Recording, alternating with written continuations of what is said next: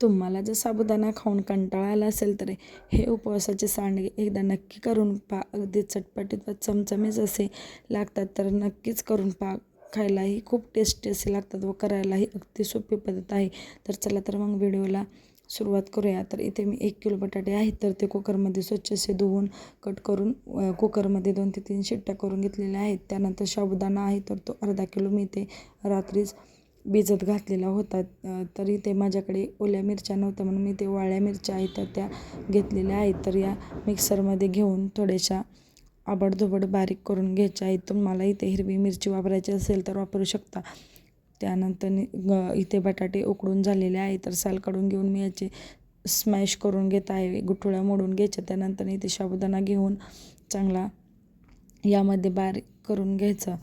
एकसारखं असं मिक्स करून घेतल्यानंतरनी मिरची पावडर व चवीनुसार मीठ टाकायचं. मिरची पावडर टाकल्यानंतर ग्लोव्ज घालून करा, इतकी बेकार आग होते ना, का विचारूच नका.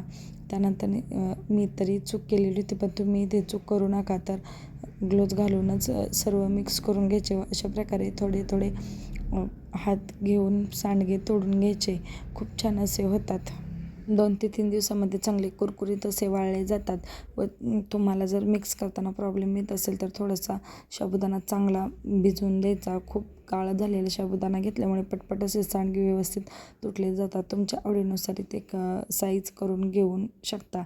त्यानंतर पाहू शकता वाळल्यानंतर अगदी सुंदर असे दिसत आहेत, तर ते कच्चे खायला खूप छान लागतात. तर इथे मी तळून घेत आहे, तर अगदी छान असे फुलले जातात व तोंडाला अगदी चव येते.